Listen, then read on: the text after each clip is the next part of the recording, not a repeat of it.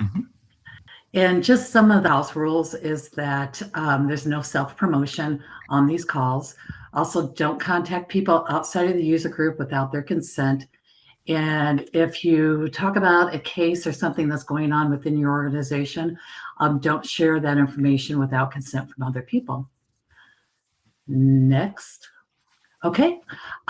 Just wanted to let you know that any questions, please put them in the chat. And we also have time scheduled at the end for a Q&A session. So I'll hand it over to Lauri and Matthew. Excellent. All right. To begin, thank you for that introduction. We're going to be talking about boosting adoption through gamification. How to drive workfront engagement with interactive, competitive training. Presented by Lauri Simpson and Matthew Wright. All right. To begin. All right. So here's our game plan. We wanted to present a slide deck to all of you to share how we went from change management to excitement and adoption through enhancing our training with interactivity and with games. We're going to start with the context in the background. Then we're going to go into the problems we had to solve, the engagement plan we laid out, our implementation, and a mock-up build.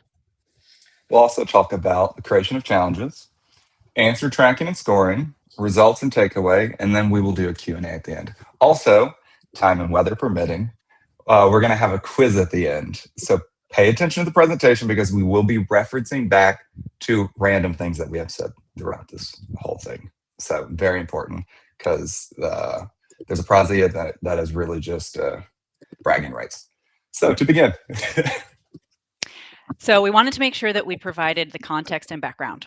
Where did we start? Where did this all come from? What was the impetus to the reason why we created what we lovingly call a Workfront scavenger hunt?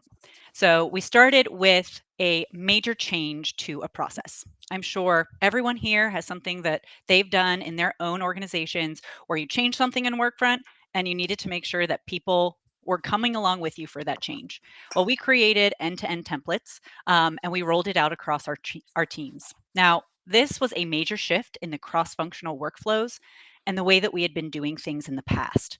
While we were going through making these process updates, we encountered a lot of objections. I'm sure no one here has ever had objections from their stakeholders about what they do in Workfront, but in our case, that's what we had to overcome. And so we wanted to create a training that would overcome those objections, make sure that people are getting into these new templates, seeing the value in them, and having fun while they're doing it.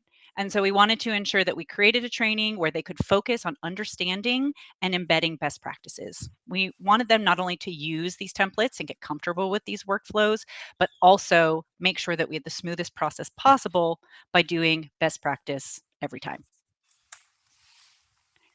We needed to discover what problems were there to solve. Past trainings were ineffective. How could that be? We sent out the invite. People RSVP'd, they showed up. We shared a screen.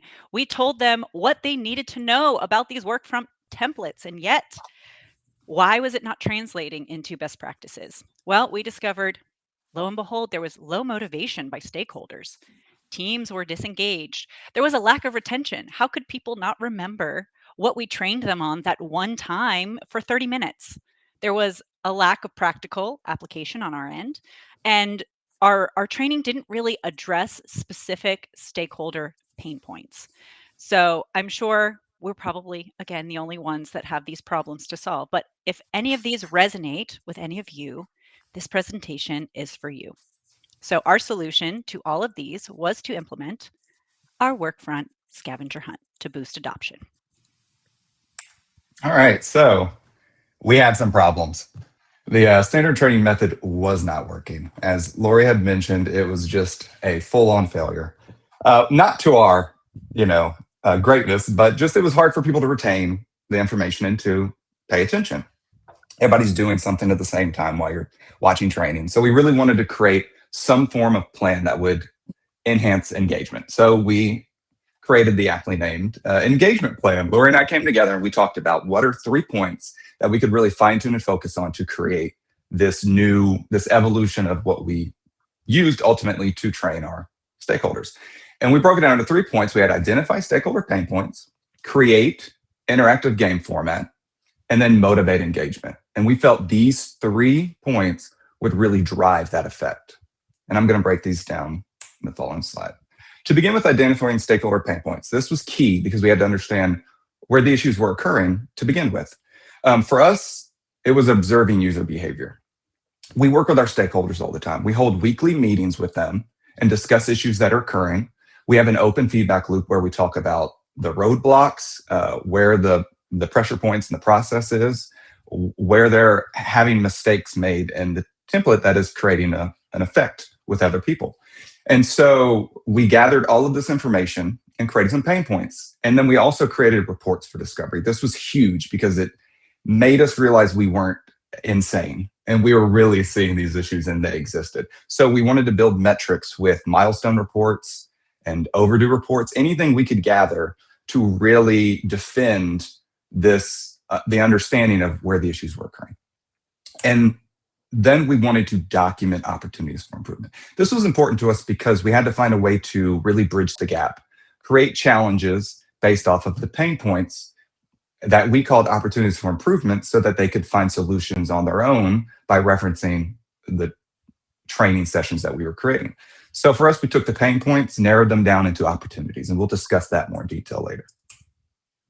And then we went to the less depressing part of the engagement plan, the interactive game format, creating the interactive game format. This was exciting for us because it allowed us to kind of work outside the box and really think, how could we do this better? The standard method was just really boring. And people weren't paying attention. So we wanted to get them engaged. We really wanted to bring them into the format itself. So a hands-on approach was key. We wanted to create an environment that was interactive so that they could just learn by using. Mm-hmm. This was very important. And we kind of built upon that by enabling real-time learning. This was really cool. Actually, I'll step away from my speaking and talk about this, but getting them inside of the actual format of the game and the scavenger hunt, they were driving in to create kind of a show of how they got from point A to point B to really show the solution, the end result. This was very exciting because it allowed us to not only them learn how to do things by reading off of other people's solutions and solutions to the challenges, but also gave us an opportunity to see how they were thinking. And that was something that we didn't even know we'd ended up creating. And so it allowed us to take that away and build a better bridge with our users and stakeholders to understand how to teach them in the future on just singular pull-out sessions. It was a very, very exciting part of this. Additionally, we wanted to add excitement and friendly competition. This was important just to kind of drive the ball rolling, just to keep them more engaged. We knew that our stakeholders are very competitive. So adding excitement and friendly competition would really drive those stakeholders to want to win, therefore do everything they can to come up with a solution to the challenges. And that brings on motivate engagement. As mentioned, we wanted to kind of keep the ball rolling and keep that engagement continuous. So we wanted to find ways to incentivize. And for us, we were lucky enough to use Starbucks gift cards. I just want to point out I did not get one. So I just want to put that on the record. But there are things like digital prizes, gift cards, bragging rights, which again is probably more than enough, and corporate swag. If there's not an opportunity to acquire any other exciting prizes, I mean, corporate swag lies around. It's easy enough. And so that's always an option. And we knew that was an option as well. But the gift cards were really helpful with these users. But again, leveraging that team competitiveness ultimately is probably enough. They're driven. They're all driven. And so that drive really is they wanted to win. And without realizing it, the competitiveness brought out them trying to do everything they could to learn. It was really a fun explosion of just this engagement plan that ultimately came up with a really fun interactive scavenger hunt game. So how do we implement this engagement plan? Lauri is going to break that down here. Here's the fun part. We had to figure out how to take all of our learnings, our reporting, our observations, and turn it into a way that people could actually translate that into learning how to use these templates we created and these workflows. So number one, what we decided to do was create mock-up builds. We had 2 separate templates that we had built out. So in order to ensure that each of our stakeholders are getting familiar with each of them, we created one for each. Then we narrowed down what challenges out of those mock-ups we wanted them to take action on. And then once it came to game day, how are we going to score so that there was no disputing the winners? I don't know if anyone here is competitive, but when it's down to seconds between answers and whether it's right or wrong, that score tracking really matters. So the mock-up build is really where we started as our playing ground. To ensure the most effective training possible, we used mock-up projects so that they could look exactly like a project in progress. We marked up tasks, we added comments, we updated task statuses, we placed items in random folders for them to seek out, and the stage was set. We were ready to start the game. And once we had the game board, we had to create what we called challenges, or how we lovingly dubbed them, opportunities for improvement. What we're really looking at here is what we would say are our Family Feud top 10 things our stakeholders struggle with in Workfront. So survey says everything from folder structure to task descriptions, approvals, proofs, anyone? I don't know, just me. These were all things that we wanted to make sure we baked into the workflow itself so that we could ask people what they're supposed to do and figure out whether they know how to do it right or not. So Matt and I sat down together. We had a brainstorming session just to figure out, okay, here are the things our stakeholders struggle with. How do we turn these into like applicable actions? I don't know about you. We could certainly come up with more than 10, but these were the top 10 that we knew needed the most support. Do any of these resonate with anybody? Anything that you would add, particularly for your organization? Feel free to drop it in the chat because I'd love to hear what other struggles your stakeholders have. Opportunities for improvement, really. And as mentioned, we had a large amount of these. So we did narrow down the scope to 10 because we also wanted to create a timely challenge amount. But what's nice is the other ones that you do not use, you could easily pull aside in separate training sessions, which was helpful after this to learn how they could adopt those. But we wanted to take a couple to discuss how we actually created these challenges. We chose the two most impactful ones we felt for our teams, which was folder structure and workflow tracking. For folder structure, that was the very first one we brought up, but there were so many pain points that were within that one bucket of opportunity for improvement that it was extremely impactful and quite shocking when we used it as the first question, which we'll talk about. But this is how we took the opportunities for improvement and created a challenge around that. So what does that look like? So for us, we wanted to find the root cause of folder structure. We wanted to find the initial problem that was creating the domino effect. And it was as simply put as this. There was just a lack of knowledge on finding documents and then sharing folder locations. You would get a wide array of just incorrect links. And so we wanted to create an action to that we could build a challenge off of. The action was find a specific document within the current folder and share that location. And so from there, we knew that creating a challenge that would force the action would hopefully resonate and remind them of the problem, which would fix the solution. Kind of a weird formula that we should probably write out, but ultimately it looked like this. This was the first challenge we did use in the scavenger hunt. Number one, find this project in Workfront, and then we named the actual scavenger hunt. This alone, we realized that the 40+% of engagement or however many was just people not being able to find the project. So they had backed off. They were done, which was quite telling. Quite a few people. Yep. We probably lost quite a few just in step one. Step one. So that was its own issue. But for people who stuck around, the second part of this was find the folder location where the final content package should live, post a direct folder link to the chat. I really thought this one was going to be like a very easy question. We put it first because I thought it was going to be a gimme. Here is something that we do every single day. Every single person that touches our templates and works in our workflows works with these folder packages. And so I was shocked at the answers that were coming in, just wrong answer after wrong answer after wrong answer. Even power users of Workfront. Oh, yeah. And as you all know, knowing how to direct people to the asset is a huge part of handoffs. And so we discovered that people were either A, logging their assets in the wrong folders in the structure, or they were looking in the wrong place, or they were linking the wrong place, which was a huge revelation for us as project managers as well. What was really funny about this one also was the confidence in the incorrect answers. Being that this was the first one, we noticed the engagement immediately. And we thought, oh, okay, this is going to be a thing. And so this one told a lot about how the rest of the challenges would play. It was really fun. It really set the tone. Yeah. The next challenge, and again, these are questions that we used exactly in our Workfront scavenger hunt. So you're getting the raw details here. Workflow tracking was another challenge that we had a few different actions. We had a few different challenges that flowed out of this one. But the one that we'll share had a big impact on what we learned from our stakeholders was the problem of confusion on how to navigate and track important data within the workflow. If we've got project managers on this call, I'm sure you can attest to how many questions you get on a regular basis. People asking, when is this milestone going to be done? When, where is this information in this project? So we wanted to create a challenge to go about having them figure out and really teach them how to find some of this information on their own.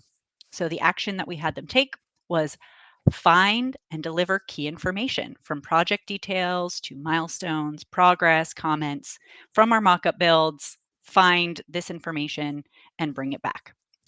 So the actual question that we asked them looked like this. Open the project's task view. Hopefully everyone here is familiar with that, can see it in your mind's eye, and then filter for milestone tasks. Simple, right? And then the actual outcome was we want them to send a screenshot of the workflow of just the milestone tasks to the chat. So this was a couple things. Number one, we wanted to kind of mix up the format that people were giving answers in. It helps make sure they're paying attention, ensures they can follow directions. It allows them to find information that they typically ask us for on a regular basis. And then it also highlights different features of Workfront. So if people aren't familiar or used to using filters to find more digestible information, we gave them the opportunity to test it out, try it out while we were on the call for real-time learning. This one, however, had a very interesting outcome that we were not expecting. Not only did we have them filter for milestone tasks, but we had two players that came to us in the chat, very competitive, of course. They said, hey, this is not fair. I can't see milestone tasks in my filter view.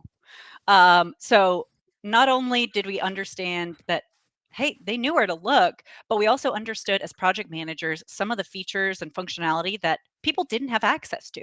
Maybe we're, talking with them on a day-to-day basis of how to use Workfront and what to do, but they are just smiling and nodding. They're not actually looking and seeing what they have access to.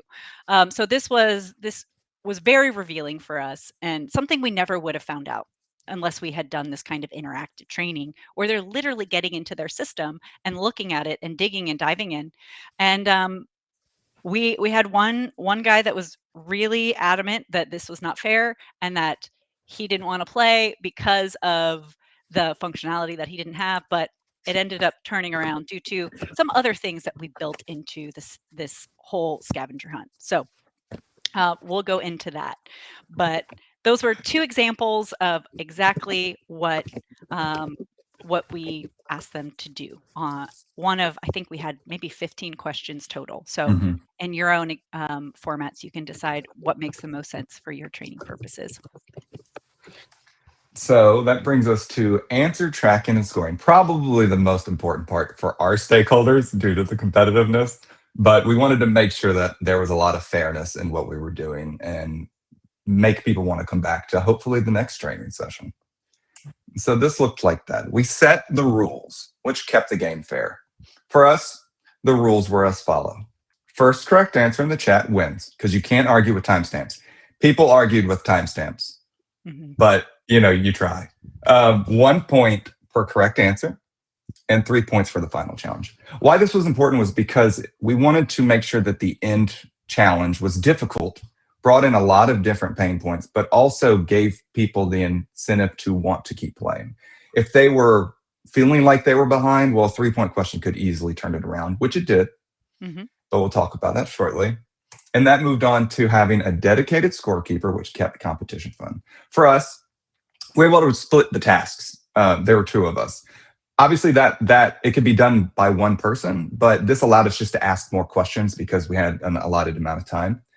So one host asked questions and moderated, and then the other one kept score. And what this did was kind of keep an interaction between us as well as them, keep everyone motivated, maybe have an additional hype moment. And also, we had time to create a leaderboard for the midpoint. This was also helpful because people seeing where they stood halfway through in that 3-point final challenge, you can kind of see how all of these come together to kind of create a more engaging environment at the end to create the competitiveness for the people who are already trying to go at each other's throat. And then going next to multiple winner structure, what kept people motivated.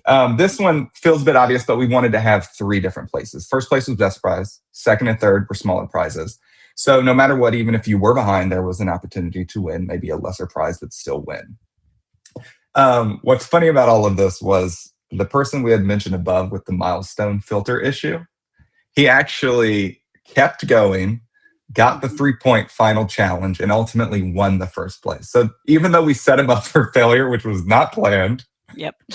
he ended up winning in the end. So that was a nice added effect to just the excitement of, whoa, like, yeah, I can't believe we won.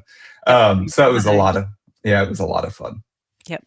And even if you have just you're leveraging bragging rights, first place is still going to be the best prize. You can also have honorable mentions. We're big proponents of doing shout outs, making sure that you recognize good work, and all of that kind of plays into the end results that we ended up seeing. An added effect here too is our CMO played, which was extremely exciting, and he lost. So I just wanted to shout that out. He did not win. Yeah, but I think he learned some things. He learned a lot, and we also had that collaboration. Everyone just kind of came in, which was a lot of fun. Which brings us to our results and takeaways. Why are we here, right? Why are we talking to you about these gaming formats or this way to format your training? Well, our Engageometer is going to show you what results we saw. When we did just the typical talk at you, share your screen, vanilla training, we only saw 16% of people engage with that format. So we used everything. We leveraged emojis, people responding with a comment, or people chiming in to ask a question. Anytime. We even counted a sneeze. It was in the transcript. If That's someone not a joke. sneezed, that was engagement to us. Anything that we could leverage, we counted. And we only saw 16% engagement. But once we actually tailored the message, tailored our pain points, and created this competitive format, we saw a engagement of 56% with this interactive training total. So you can see here, between 16 and 56%, we had a 40% increase in engagement. And I will say, if we're going off of, the scientific method, it was about the same group of people.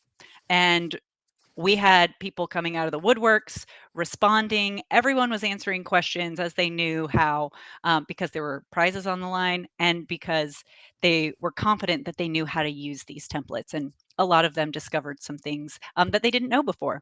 And then obviously the rest that you don't see here, the 44%, that's probably the people that we lost completely in the first question that gets put up. So we realized that anyone we didn't hear from, we had to, bring them back into the conversation and help create some training that might help them specifically.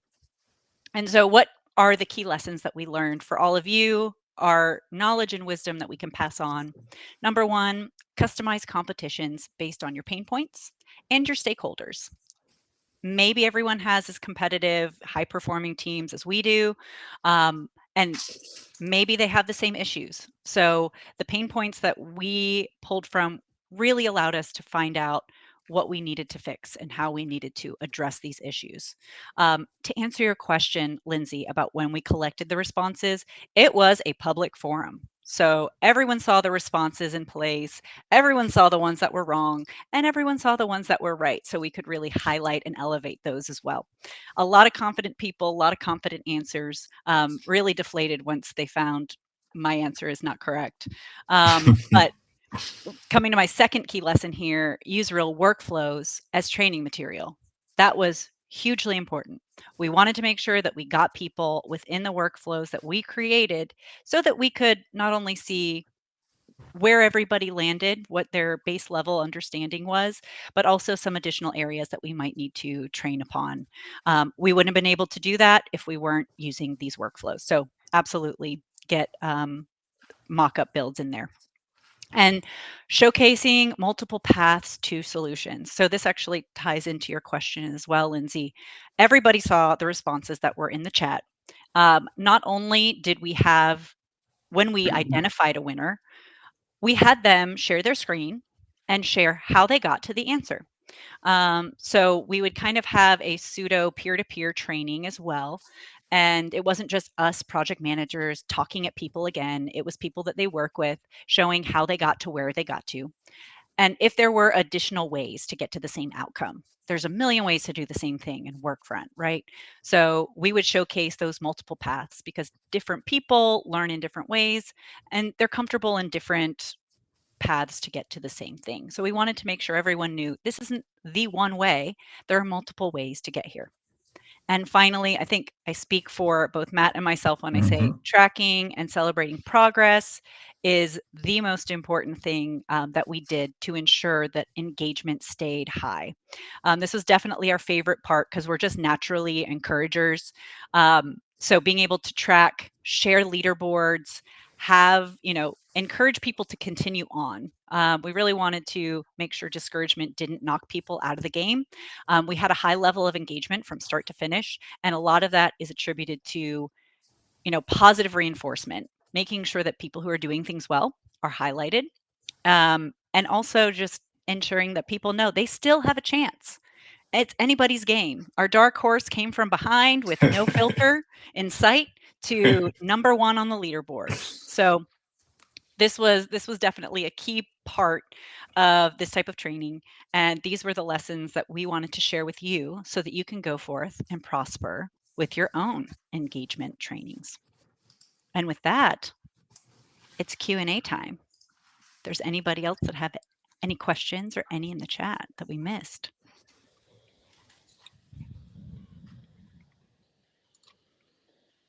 You can type them in the chat. Oh, Kurt. We do hand raisers here.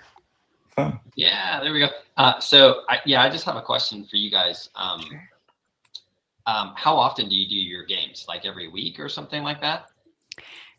This one, we don't do these often. Typically, we'll do it when we have some major change management initiative, and we'll start hitting it hard with that. And we'll do maybe 2 a month, not to exhaust people. And once we see some of the improvements on the back end of people implementing these, we'll start to slow down on them. And we'll also do just like one-off trainings here and there when people have specific questions or certain groups are struggling with a certain concept.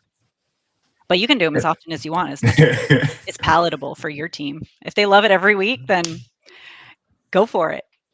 To add on to that, an added effect to using the method was a surprising one was we didn't feel like we had to continuously train just because I think the takeaways from it, the engagement did create a much more understanding of those templates that we were using.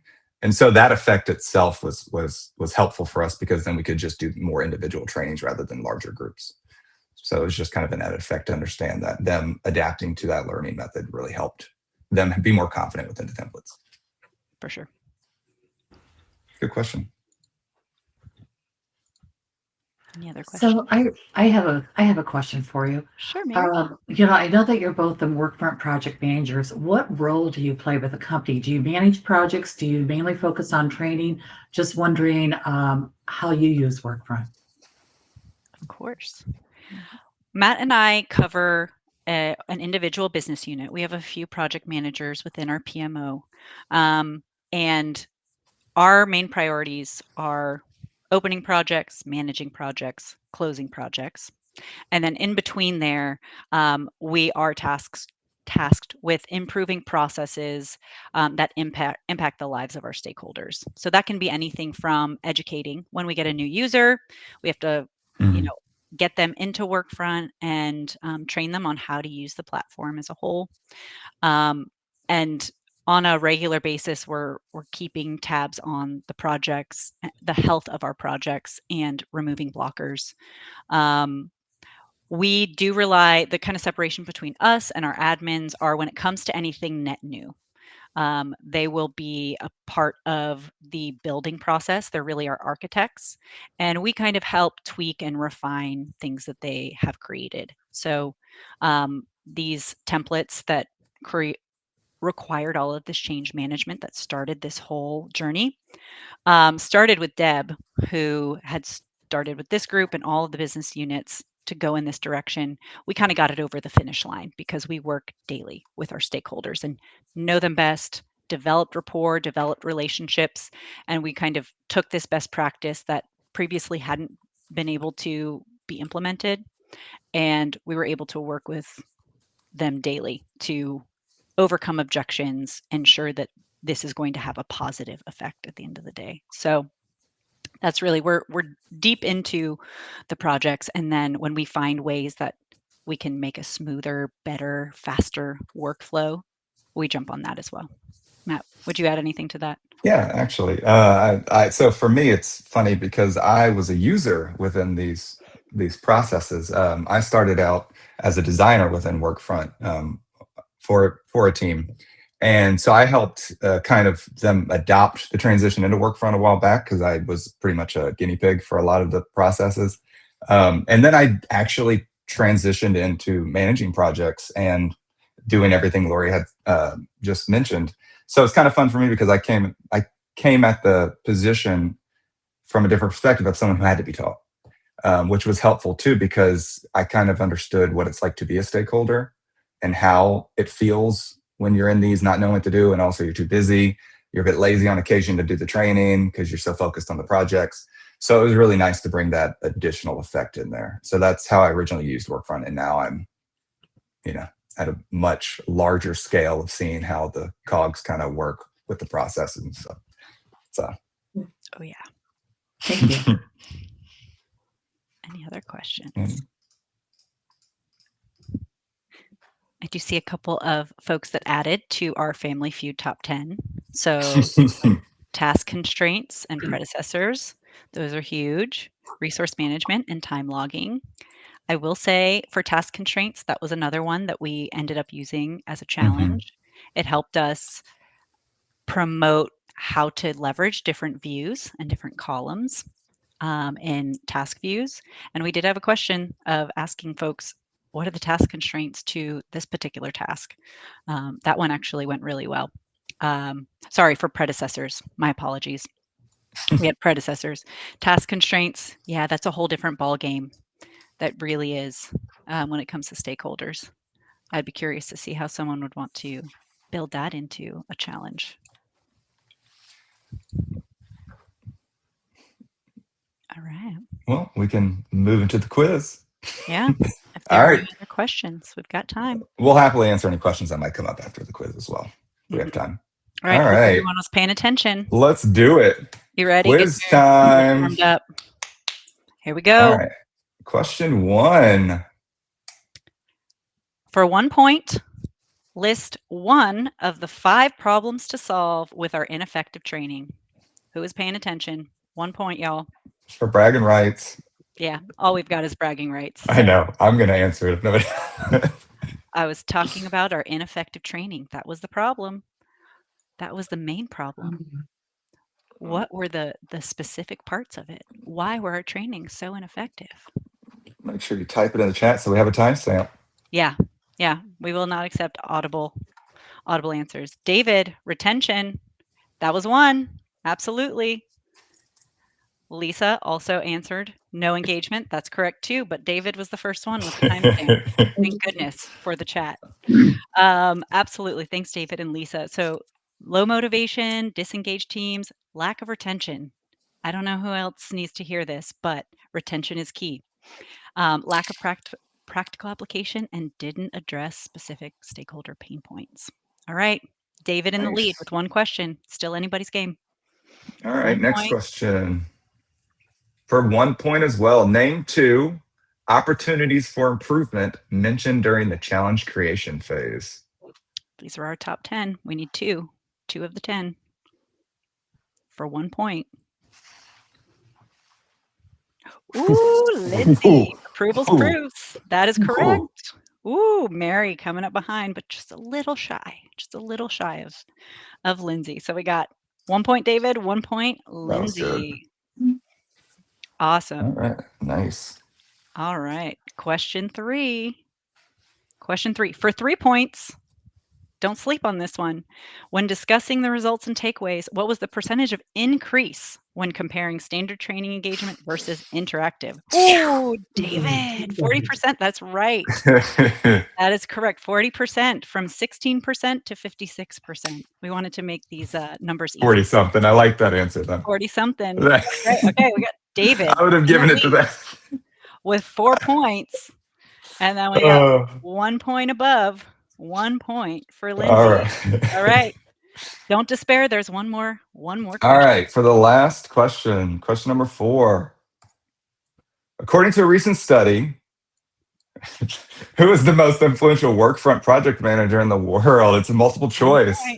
We have A, Lauri, B, Matthew, or C, all of the above. I'm hurt. Yes. So Kurt gets 10 points.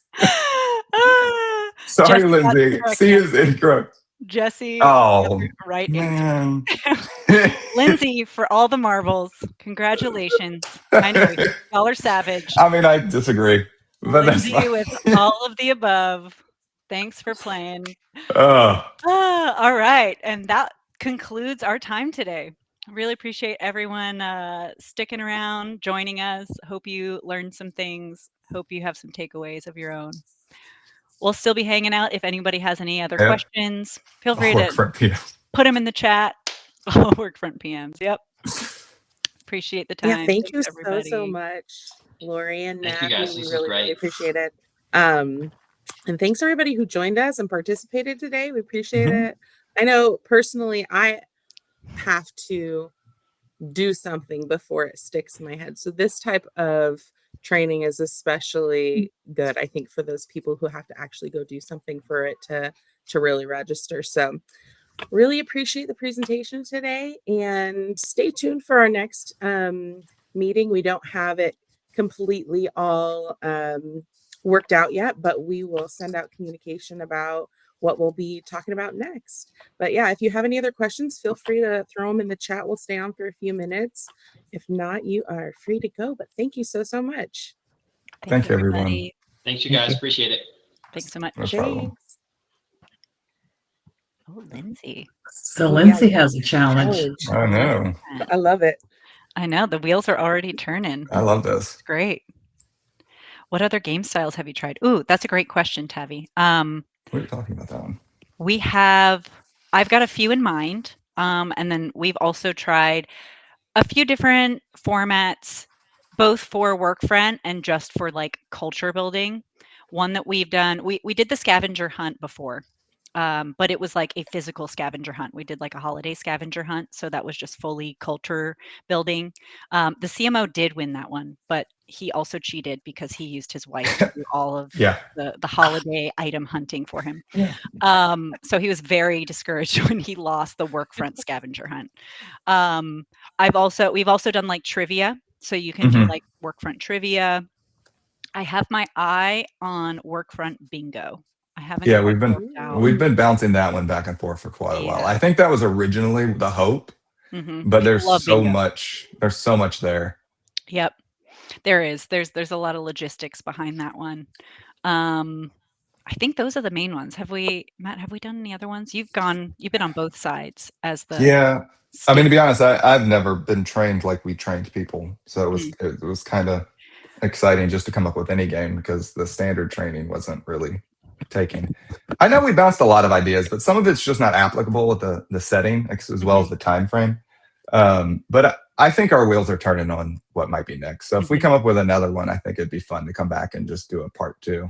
Another one that comes to mind as far as gamification goes is instead of necessarily having a game itself, at the end of the year, I will do a like Workfront, almost like superlatives, where we put together a bunch of stats and reports for the year, and I will come up with superlatives to highlight different areas that people have really knocked out of the park. So, for example, who knocked out the most tasks in Workfront in 2024?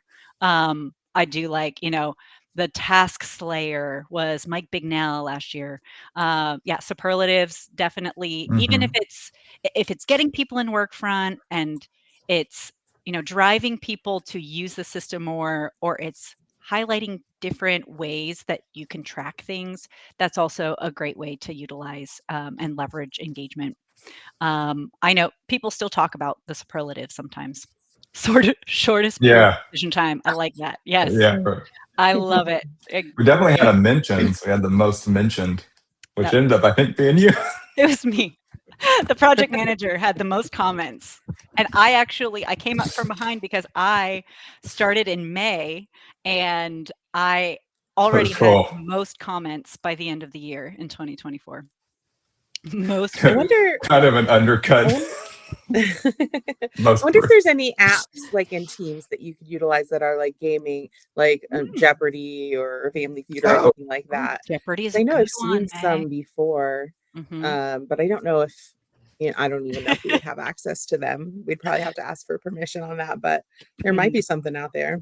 Mm-hmm. Yep. There's a lot of helpful tools. Bingo is one that I've had my eye on for a while, and you can actually create randomized game boards with some free resources that are online. Yeah, that'd be cool. Yeah, so not everyone has the same game card. You can really make it your own. So I have something that I could probably share with anybody who's interested, and you could feel free to send me an email. Somebody recently set up a bingo through PowerPoint. And it was a bingo game that they used for some other type of training. And it was very, very interesting. So if you're interested, reach out to me. I could share that. I'll get rid of anything confidential out of there. I could send it out. Cool. That would be cool. Yeah. The possibilities are really endless. I've been working with Meg and Deb on ideas for a while on how to do leaderboards within Workfront, potentially to have like an all year round leaderboard where we can tie actions that we want people to take and like positively reinforce and highlight when someone is consistently doing something well. We haven't quite landed on what that would look like yet, but we're getting there. It was an awesome question, Tabby. Thanks for asking that. Especially with the competitiveness, I would like to believe that the leaderboard people would see it and go, no, not today. I'm going to get on that list. I do think that would affect them quite a bit. And I love that. Hopefully they're still being productive, Right. It's only commenting, just like that's it. Just commenting, yeah. Yeah. Awesome. Yeah. Any other questions or any other creative ideas you guys want to share? Yeah. We are here.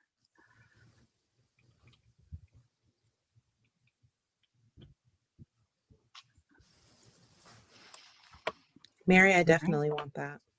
Okay. I know your email. Send it on over. And actually, I think I said it was, I think I said it wrong. It's actually a Jeopardy that they used. Okay. So it was really, it was interesting. So it's one of those games. Yeah, I don't know if people are aware of this, but we also enlightened our teams. You can actually search for emojis within the search function. Front. Oh, like the pizza emoji. Yes, I had people within our Workfront scavenger hunt search for a pizza emoji within comments. Yeah. We'll start putting face palm next to our comments that we want to like go back to later. Work. Exactly. When the more that you know the system, the more you can kind of play with it for sure. I'm sure there's I things, love Meg and that. Deb, you guys could come up with that we haven't even thought of. The learning of Workfront is never ending. There's Mhm. seriously, I don't think there's anyone on earth that knows all there is to know about Workfront. So And then when they do learn it, they have a new release and they change where yeah, the information goes. Yeah. surprise, everything's changing. Oh, All right. Yeah, thank you all. I'm not seeing any more questions come Mhm. in. So, feel free to reach out anytime to your central WUG leaders if you have any questions specifically for Lauri and Matt later on. Shoot us a message and we can get it to them and get you some answers. Awesome. excellent. Thanks everyone for joining us. Have a Thank you great everyone Thank for your you. time.